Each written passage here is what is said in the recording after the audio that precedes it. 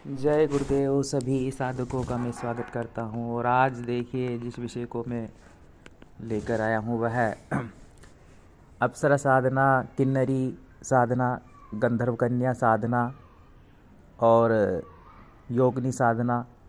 इस प्रकार की जो ये एक तरह से साधनाएं हैं, उनके लिए अनुकूल समय कौन सा रहता है, यानी कि कौन सा श्रेष्ठ समय रहता है जिस समय इनके सिद्ध होने की जो संभावना होती है वो अधिक होती है। और कहीं ना कहीं इनका जो कनेक्शन बन जाता है, पृथ्वी पर ये विचरण करती हैं, उस समय काल में इनका ध्यान आकर्षित होता है।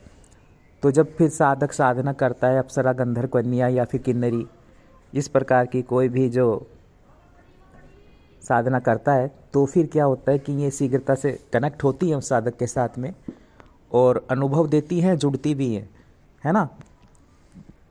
तो वो समय काल देखिए, जो बसंत ऋतु का आगमन होता है और ये स्टार्ट हो जाता है बसंत ऋतु से, ये लगभग समझ लीजिए होली तक।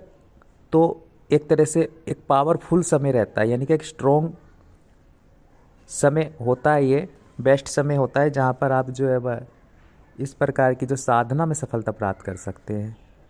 क्योंकि वातावरण अगर आप देखेंगे पृथ्वी का बसंत ऋतु में, चारों ओर पुष्प ही पुष्प, एक अलग ही मादकता, एक अलग ही वातावरण में प्रेममय जो संचारण होता है। कामुकता से मेरा तात्पर्य है एक प्रेम से, ठीक है ना।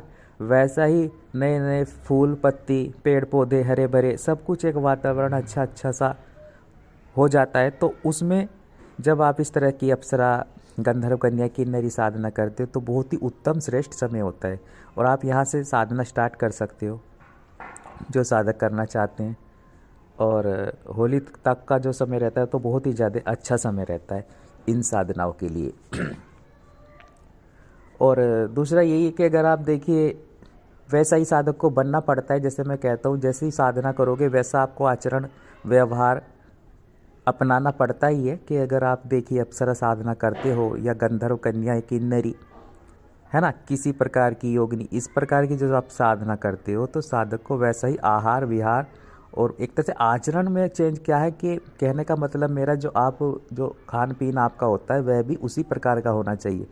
कि अगर आपको कोई चीज़ प्राप्त करनी ही है, ऐसा नहीं है कि बस अनुष्ठान किया 5 दिन आपने और फिर जो है आपने वह कुछ भी चीज़ें का सेवन करना शुरू कर दिया, है ना, और फिर जो ऊर्जा बनी और वापस से फिर ऊर्जा क्षीण हो गई आपकी। मान लीजिए आपने अनुष्ठान किया किसी अप्सरा का, किसी साधक ने 11 दिन का वह अनुष्ठान किया और उस 11 दिन के अनुष्ठान के बाद में चाहे प्रत्यक्षीकरण होता है नहीं होता है, शक्ति कनेक्ट होने लगती है, यानी कि एक आपका संबंध स्थापित उससे हो जाता है। और उसके बाद में जब आप छोड़ देते हो उस साधना को, और छोड़ने के बाद मतलब मेरा है कि आप पूर्ण कर लेते हो साधना 11 दिन की मान लिया, और फिर आपने वही खान पीन स्टार्ट कर दिया, चिकन मटन, और वापस से जो है वह आप अपनी उसी दुनिया में एकदम से पहुंच गए, है ना। तो जो वो ऊर्जा आप प्राप्त करते हो, साधना से कनेक्शन आपका बनने लगता है, वो वापस धीरे धीरे कम होने लगता है। तो सफलता की ओर जाते हो, असफलता की ओर फिर से आप पीछे पीछे धीरे धीरे जाने लगते हो। तो ये क्रिया होने लगती है। तो वैसा कहने का तात्पर्य कि अगर आप कोई दीक्षा ली है, साधना आप कर रहे हो, को मन में आपके है, देखिए अगर हमें किसी को शक्ति को प्राप्त करने की कामना मन में होती है किसी साधक के, तो क्या है, उसे पाने के लिए त्याग भी बहुत कुछ करना पड़ता है। और कई साधक जो है खान पीन का भी त्याग नहीं कर पाते हैं, है ना। तो इस चीज़ पर विशेषकर ध्यान रखें साधक, क्योंकि एक देव तत्व उसमें होना जरूरी है। जैसे मैं कहता हूँ कि अप्सरा साधना, किन्नरी साधना और इस प्रकार की गंधर्व कन्या साधना जो है, इनको अगर आप प्राप्त करना चाहते हो, इनके जो है एक सानिध्य इनका प्राप्त करना चाहते हो कि आपके आसपास बनी रहेंगे। सबसे पहले क्या होता है, प्रत्यक्षीकरण से भी पहले ही स्थिति बन जाती है साधक की कि उसके जो है समीप आसपास सूक्ष्म रूप से ये शक्तियाँ विचरण करने लगती है। और अगर आप चिकन मटन इस तरह का सेवन करते रहोगे अनुष्ठान के बाद में, अगर प्रत्यक्षीकरण होता भी नहीं है, उसे प्राप्त करने के लिए प्रयास नहीं करोगे, खान पीन अपना सही नहीं रखोगे, सोच विचार अपना सही लेकर के नहीं चलोगे, और एक ध्यान केंद्रित करके उस शक्ति के ऊपर, उस शक्ति को फोकस करके जिसको आप प्राप्त करना चाहते हो, जिस गंधर्व कन्या को आप प्राप्त करना चाहते हो, जिस अप्सरा को आप प्राप्त करना चाहते हो, वैसा ही आपको भी बनना पड़ेगा। ये आप सब बात समझ लें सबसे पहले, ठीक है। फिर उतना ही विलम्ब होता जाएगा। आप प्रयास करेंगे लेकिन प्रयास भी वह फलीभूत शायद उस प्रकार से ना हो पाए जैसे आपकी इच्छा है। विधि प्रमाणित है, आपको गुरु ने दी है, यंत्रमाला सब कुछ, आप एक प्रॉपर विधान ले रहे हो, लेकिन उसके बाद भी सफलता ना मिलने का कारण यही रहता है कि इस अनुष्ठान के बाद में आप एकदम से वापस अपनी दुनिया में लौट जाते हो। यानी कि जहाँ से शुरू किया था वहीं वापस पहुँच जाते हो, वही सोच विचार, वही खान पीन, वही बीड़ी सिगरेट पीना, वही तंबाकू खाना, वही चिकन मटन खाना, वही प्याज लहसुन का अत्यधिक बाहरी वस्तुओं का सेवन करना, और फिर जो है वह मंत्र भी छोड़ देना। बहुत से साधक तो ऐसा करते हैं कि मंत्र को भी छोड़ देते हैं, है ना। मानसिक जब या ये महसूस ही नहीं करते कि मैंने कोई साधना की है, अभी मुझे किस दिन हुए, मैंने एक अप्सरा साधना संपन्न की है, और वो कहीं ना कहीं हो सकता है कि मेरे आसपास बना रहे उसका ऑरा, उसकी ऊर्जाएं तरंगे मेरे आसपास हो सकती हैं, वह सूक्ष्म रूप से मेरे आसपास हो सकती है, भले ही वो आपको अनुभव नहीं दे रही, दिखाई नहीं दे रही है। तो सबसे बड़ी गलती आप ये करते हो, उसे महसूस नहीं करते उस शक्ति को, है ना। और जब तक महसूस ही नहीं करोगे, सोचोगे नहीं कि मैंने कोई अनुष्ठान किया है, नियम कायदे फॉलो ही नहीं करोगे, कुछ समय नहीं दोगे, तो फिर वो जो है वापस उसी स्थान पर आ जाते हो जिस स्थान से आपने, जैसे मैंने कहा, सो पीछे चले जाते हो फिर सफलता से। तो मैं कहने का, मेरा इस वीडियो को बनाने का आपको उद्देश्य समझाने का ये कि जब आप गंधर्व कन्या इस प्रकार की अप्सरा, कोई भी इस प्रकार की साधना करते हो प्रत्यक्षीकरण से जुड़ी हुई, तो जो है वह आपका आचरण वैसा ही होना चाहिए। अब ये जो बातें मेरी लागू होती हैं उस साधना पर जो साधना आप कर रहे हो, है ना, ये वहाँ लागू नहीं होंगी। अगर आप कोई तामसिक, कोई मतलब मेरा कहने का मतलब है कोई शमशानिक साधना कर रहे हो, तो वहाँ किसी साधना में तो ये सब चीज़ चल जाता है कि आप बीड़ी पी रहे हो, सिगरेट पी रहे हो, ये चीज़ें भी चल जाती हैं। वहाँ चिकन मटन भी चल जाता है उन साधनाओं में। कुछ साधनाएं हैं, कुछ भैरव साधनाएं हैं, शमशान भैरव साधना ऐसी है जहाँ आप खा सकते हो, कोई दिक्कत भी नहीं है उसमें, है ना। वो तरीका अलग है, वे विधान अलग है। बीड़ी पीते हो तो बीड़ी पी सकते हो, साधना के तुरंत बाद कह रहा हूँ मैं, पी सकते हो, खा सकते हो। ऐसा नहीं है कि वो भैरव साधना करवा रहा हूँ तो उसमें भी आप चिकन मटन साधना में खा सकते हो, ऐसी तो कोई साधना ही नहीं है जो चाहे तामसिक साधना भी हो कि आप उसमें चिकन मटन खाओ, है ना। वो मामा मार्ग की साधना एक अलग पद्धति है, उसमें तो सब कुछ आपको त्यागना पड़ता है, घर परिवार भी त्यागना पड़ता है, सब कुछ त्यागना पड़ता है, तब उसी साधना के पीछे लगना पड़ता है। और जो है सभी चीज़ें उसमें आपको जो है वह खान पीन से कोई मतलब नहीं होता है, लेकिन ये विधान अलग है। कौन से मार्ग पे आप चल रहे हो ये भी बहुत महत्वपूर्ण हो जाता है। कौन सी साधना, किस शक्ति की साधना कर रहे हो, देववर्ग की साधना कर रहे हो, तामसिक प्रवृत्ति की साधना कर रहे हो, तो उसमें तो चल जाता है कि आपने अनुष्ठान किया मान लीजिए, फिर उसके बाद सेवन शुरू कर दिया तुरंत, तो उससे कोई फर्क नहीं पड़ेगा आपका, ठीक है। लेकिन ये जो साधना है देववर्ग की साधना की, सात्विक साधनाएं हैं, पूर्ण रूप से ये जो शक्तियाँ होती हैं अप्सरा, यक्षिणी, और जैसे मैंने कहा है, माफ़ कीजिएगा, अप्सरा और जो गंधर्व कन्या, किन्नरी, योगिनी, इस प्रकार की जो साधना है, तो इनमें जो है पवित्रता का ध्यान रखना पड़ता है, यहाँ तक कि यक्षिणी साधना भी, ठीक है ना। तो ऊर्जा उसमें बनने लगती है, फिर आप ऊर्जा को कम कर देते हो, फिर वापस से मेहनत करनी पड़ती है, फिर वो आती है आपके पास में, फिर वो चली जाती है शक्ति आपके पास से। ऐसा नहीं है कि आपने कोई अनुष्ठान किया है कि आप बस मंत्र कर रहे हो, कोई आपको फैक्ट नज़र नहीं आ रहा है तो उस तक जा ही नहीं रहा है, उस तक तो जा रहा है भाई, उस तक तो जाता ही है शक्ति तक, जब आप शक्ति के लिए कर रहे हो, जब आप उस अप्सरा को प्राप्त करने की कामना के लिए कर रहे हो, जब आप उस गंधर्व कन्या को प्राप्त करने की कामना के लिए कर रहे हो। लेकिन वापस आप अपनी दुनिया में पहुँचते हो, या फिर क्या करते हो, वापस से कुछ और शुरू कर दोगे। कई साधक तो ऐसे होते हैं कि एक अप्सरा करते नहीं है, एक यक्षिणी या फिर एक जो है गंधर्व कन्या को पकड़कर चलते नहीं हैं आगे तक, कि उसका अनुष्ठान नहीं करना सोचते, से प्राप्त करने की कामना मन में प्रबल होना आवश्यक है, फिर सब कुछ छोड़ना पड़ता है, कई साधनाएं भी छोड़ देनी पड़ती हैं, फिर उसको पाने के मार्ग पर ही आगे बढ़ना है। फिर आपको कि मैं उसे कैसे प्राप्त कर सकूँ, उसे क्या पसंद है, एक अप्सरा को क्या पसंद होगा, मुझे ये बताइए। आप अप्सरा साधना कर रहे हो तो उस अप्सरा को क्या पसंद होगा, आपका व्यक्तित्व वैसा हो जो देवता वाला हो, ठीक है ना। वो देवताओं के बीच रहती है जो अप्सरा होती है, गंधर्व कन्याएं भी देवताओं के बीच रहती है, किन्नरियाँ भी देवताओं के बीच रहती है, ठीक है। तो वैसा आपका स्वभाव होना चाहिए, वैसा आप अगर ऐसा दूषित चीज़ों को पेट में धारण करेंगे, खाएंगे, पिएंगे और जो है आहार के रूप में उस चीज़ों को लेंगे आप, और दूसरी तरफ आप उनका आह्वान कर रहे हो, है ना, तो वो कैसे आपके पास आ पाएंगी। तो त्याग करना पड़ता है अगर कुछ प्राप्त करना है। ये चीज़ फोकस करती है, ये चीज़ एक तरह से मेरी चीज़ों का मतलब ये है कि बातों का बताने का आपको कि अगर आप अप्सरा, गंधर्व कन्या, कुछ देववर की जो योनियाँ हैं, इनकी साधना अगर कर रहे हो तो वैसा ही आपको बनना पड़ेगा। देव तत्व तो अपने अंदर जागृत करना पड़ेगा गुरु मंत्र के माध्यम से। जैसे मैं कहता हूँ कि आप ज़्यादा से ज़्यादा गुरु मंत्र का जप करें, शिव मंत्र का जप करें। गणपति मंत्र बहुत महत्वपूर्ण है। देखिए कई साधक क्या होते हैं, गणपति जो मंत्र होता है उसको छोड़ देते हैं। कुछ साधक उसकी माला नहीं करते, कम करते हैं। जितना आप गणपति मंत्र जी को मंत्र को ज़्यादा जपोगे साधक, उतना वह कनेक्शन उसका जो है वह स्ट्रोंग होता है अप्सरा यक्षिणी साधनाओं में, और वह सफलता भी तेज़ी से प्राप्त करता है। तो गणपति मंत्र का विशेषकर ध्यान आप रखें और इनका अनुष्ठान ज़्यादा से ज़्यादा मंत्र जब इनका करें, ठीक, या अपनी पूजा में शामिल रखें। तो जैसा हम साधना करते हैं, जैसी हम शक्ति को पाने की कामना रखते हैं, वैसा तो बनना पड़ता ही है हमको, तभी वह हमारी ओर आकर्षित होती है, तभी वह शक्ति हमारी ओर आती है। ये आप जो है विशेष कर ध्यान रखेंगे। और अगर आप अन्य प्रकार की साधनाएं करते तो वैसा ही आपको फिर बन जाना पड़ता है, वैसा ही आपका स्वभाव भी हो जाता है। मान लीजिए आप शमशान भैरव की साधना करते हैं तो आपका मन स्वयं करेगा सिगरेट पीने को, जो वास्तविकता मैं आपको बता रहा हूँ, लेकिन आपको अपने आप को रोकना है। आपका मन जो है शराब पीने के लिए भी कर सकता है, क्योंकि वह जो शक्ति होती है भैरव जी की, शमशान भैरव जी की, ठीक है, वो जो शमशान काली की उग्र शक्तियाँ होती हैं वह शरीर में प्रवेश करती हैं साधक के सबसे पहले। तो शरीर में प्रवेश करने के कारण वह ऊर्जा, वह जो शक्ति होती है वो आपको उस ओर मोड़ती है जो उनको अच्छा लगता है ना, ताकि आप ग्रहण करें तो वो आपके माध्यम से भी उस चीज़ को जो है ग्रहण कर सकें, है ना।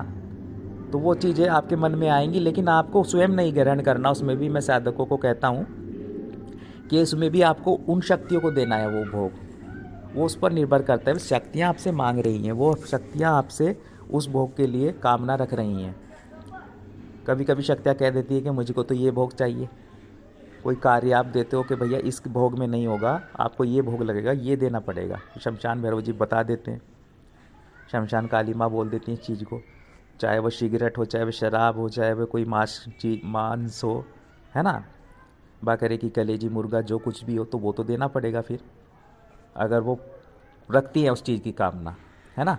कोशिश तो ये करें कि उनको भी सात्विक भोग देने की आप कोशिश करें, जो तामसिक शक्तियाँ हैं, तभी सही रहता है कि आप उनसे निवेदन करें कि हे माता, हे भैरव जी, मैं ये सात्विक भोग दे रहा हूँ। हाँ, कुछ चीज़ें आपको दे सकता हूँ इनमें, जो किसी निर्जीव जीव की बलि ना दूँ मैं, ये आप कोशिश करें, ठीक।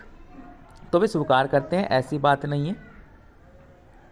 और आपको स्वयं नहीं ग्रहण करना है, लेकिन शक्तियाँ आपके शरीर में प्रवेश करती हैं, उनकी ऊर्जा प्रवेश करती है, तो आपका मन वैसा बनता है। और इस बात को कहने का उद्देश्य मेरा मतलब यही है कि जैसे कि अप्सरा साधना अगर आप करोगे तो वैसा ही आपका एक चिंतन भाव बनने लगता है, एक पवित्रता का भाव बनने लगता है, एक जो है वह देव तत्व जागृत होने लगता है अंदर। वो इसीलिए होता है क्योंकि वो देवताओं के संग रहती है ना। और वैसा ही कोशिश करनी चाहिए। इस वीडियो को भी बनाने का मूल उद्देश्य तो यही था कि मैं चाहता हूं कि वह साधक जो इस प्रकार की साधनाओं में लगे हुए हैं वो अपने आप को जो है वह हर दृष्टि से उस देवतत्व की ओर अपने आप को ले जाए।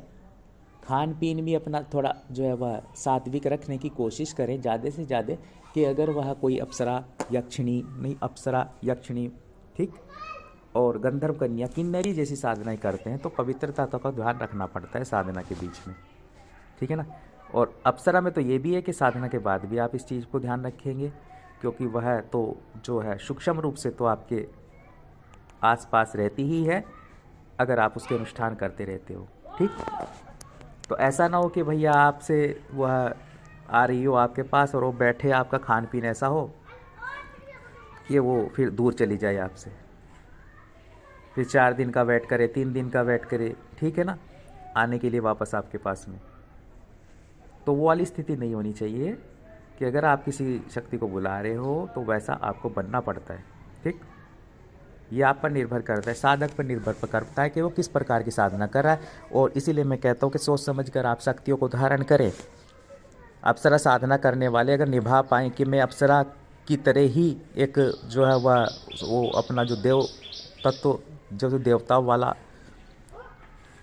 कहने का मतलब ये आचरण सोच विचार जितना हो सके, ऐसा तो नहीं है कि हम देवता बन जाएं एकदम से, वो तो संभव नहीं है ना। लेकिन क्या होता है, हम थोड़ा सात्विक रहें। सात्विक से मतलब है सात्विक आहार विहार, सात्विक जो है हमारा आहार भी होना चाहिए। ऐसा नहीं है कि 24 घंटे बस चिकन मटन, तो फिर ये वाली स्थिति जब रहेगी आपकी, और साधना के बीच तो रहती है, साधना के बाद भी मैं कह रहा हूँ कि आप नियम निभाएं। इस चीज़ का नियम आप तब नहीं निभाओगे अगर आपके मन में ये बात रहेगी कि शायद मेरी साधना सफल हो गई, आएगी नहीं आएगी, अरे भैया मैं चिकन मटन खा लेता हूँ, मैं सिगरेटें पी लेता हूँ, मैं लगातार पीता हूँ, मैं तंबाकू खाता हूँ। इस तरह की जो आप दूषित वस्तुएं का सेवन करते हो, अपने पेट में ले जाते हो और दूषित हो जाते हो वापस से, है ना, तो फिर जो है गड़बड़ होती है। तो इसका मतलब होता है कि आप में संकल्प शक्ति ही नहीं है। आपको लग ही नहीं रहा कि वो सूक्ष्म रूप से भी आ सकती है मेरे पास में। और मैं कहता हूँ कि जब आप प्रथम दिन से कोई भी अनुष्ठान करते हो, प्रॉपर तरीके से करते हो, किसी भी देवी देवता का करते हो, चाहे महाकाली का कर रहे हो, चाहे भैरव जी का कर रहे हो, चाहे यक्षिणी का कर रहे हो, चाहे फिर आप जो है वह कोई अप्सरा का कर रहे हो, किन्नरी का कर रहे हो, किसी भी प्रकार की कोई भी साधना पहले दिन से संकल्प लेते हो तो वो शक्ति आती है। उससे जुड़ी हुई वो जो ऊर्जाएं हैं वह आपके समीप आती हैं, सूक्ष्म रूप से आती है, निश्चित रूप से आती है। उन्हें पता होता है आप क्या कर रहे हो, आप किस उद्देश्य से साधना कर रहे हो। वो अलग बात है, वो कभी आपको अनुभव देती नहीं है, कभी देती हैं, कभी प्रत्यक्ष होती है, कभी होती नहीं है, लेकिन वो सब समझती हैं। ठीक है, और वो उनकी परीक्षा होती है कि उन्हें कब आना है। वो आपकी परीक्षा होती है, माफ़ कीजिएगा, कि उन्हें कब आना है, कब वो कितना चाहती कि आप उनके मंत्र को सिद्ध करो, कितना मंत्र आपको उनका सिद्ध करना चाहिए, कितने उनको आपको उनके अनुष्ठान करने पड़ेंगे। हो सकता है एक अनुष्ठान अब करना पड़े, उसमें ही आ जाए वह अप्सरा, वह यक्षिणी, वह गंधर्व कन्या। हो सकता है 4 करने पड़े, हो सकता है 5 भी करने पड़ेंगे। लेकिन जब आप करोगे, जब ठान लोगे, तो फिर वो शक्ति निश्चित रूप से आती ही आती है ना। वो आपकी परीक्षा हो जाती है, फिर वो मंत्र सिद्ध होने की जो एक जो प्रक्रिया हो जाती है, जैसे मैं कहता हूँ आपको। और जो इस प्रक्रिया में हार मान लेते हैं, जो निकलते हैं, वो फिर निकल जाते हैं पूरी तरह से साधना से, वो निराश होते हैं, वो किसी भी साधना में जो है सफल हो नहीं सकते फिर, है ना। तो सभी साधनाओं का, सभी सिद्धियों का यही एक मूल उद्देश्य होता है, आपकी परीक्षा लेना, साधना साधक की परीक्षा लेना। वो शक्तियाँ भी लेती हैं, जैसे मैंने कहा, वो गुरु भी लेते हैं। गुरु भी ये नहीं लेते कहते कि मेरे पास आ जाओ, मुझसे दीक्षा ले लो, वो आपको नहीं कहेंगे। वो बाजार लगा कर नहीं बैठेंगे कोई चौराहे पर जैसे सब्जियाँ बिकती है। कई साधक समझते हैं कि गुरु का जो है कि ये धंधा है, धंधा नहीं है। वो आप आओगे उनके पास में, आपको ग्रहण करना है तो आप आओगे, है ना, आपको आना है उनके पास में, आप उनको नहीं जाना है, उनसे कुछ प्राप्त नहीं करना आपको, आपसे वो आपको गुरु से प्राप्त करना है। गुरु कोई भी हो, आपको जो भी मिलेंगे, है ना, तो आपको प्राप्त करना है, आपको साधनाएं करनी है, सिद्धियाँ प्राप्त करनी है। गुरु तो कर चुके हैं, करना आपको है ना। तो वही होता है कि आपको उनके पास आना है और प्राप्त करने की क्रिया करनी है, स्वयं सक्षम बनने की क्रिया करनी है। तो आज की वीडियो में इतना ही, और उम्मीद है कि आप समझेंगे। और मेरा कहने का मूल उद्देश्य तो यही है कि आप जिस भी शक्ति को धारण करें, उसकी तरह बनने की कोशिश जो है वह क्या पसंद है उसको ये भी समझ लें। अप्सरा साधना करें तो ये सर्च कर लें, आजकल तो सुविधा है, नेट पर भी सुविधा कि वो कैसा उस व्यक्ति का आचरण होना चाहिए, कैसा खान पीन होना चाहिए, अप्सरा साधना में क्या क्या नियम कायदे फॉलो आपको करने पड़ते हैं। ठीक भैरव साधना कर रहे हैं तो उसकी प्रॉपर एक तरह से करने से भी पहले आप समझ लें कि क्या क्या मुझे करना पड़ेगा, क्या नियम फॉलो करने पड़ेंगे। अगर मैं इनको सही मायने में प्राप्त करना चाहता हूँ, अगर मैं केवल 1 या 2 अनुष्ठान कर करके बैठ जाना चाहता हूँ तो अलग बात है। ठीक, वो आजमाने वाली, होता नहीं होता है, आएगी नहीं आएगी, बस ये नहीं आई तो मान लिया कि नहीं आती है, आ गई तो थोड़ा अनुभव हो गया तो सोच लिया कि चलो भैया ठीक है, जैसा भी है जो भी है ना। ये आजमाने की क्रिया छोड़ने वाले साधक जो सही मायनों में प्राप्त करना चाहते हैं, उस शक्ति का साक्षात करना चाहते हैं, उससे जुड़ना चाहते हैं, उससे कार्य भी लेना चाहते हैं अपने, है ना, तो फिर वो प्रॉपर तरीके से करेंगे और वो निराश नहीं होना है जब तक सफलता ना मिले। सफलता का कोई शॉर्टकट तरीका होता नहीं है। सफलता का रास्ता वही है कि आप जब तक मंत्र सिद्ध ना हो तब तक उस अनुष्ठान को करना है और बार बार गुरु के मार्गदर्शन में रहते हुए करना है और निश्चित प्रॉपर तरीके से करना है। ठीक है, तो फिर सफलता मिलती है और कई साधकों को मिली है और फिर जो है वह आपको भी निश्चित रूप से मिलेगी ही मिलेगी। तो फिर एक मेरा जो है आज के लिए बस इतना ही। अब मैं आगे चाहता हूँ। जय गुरुदेव।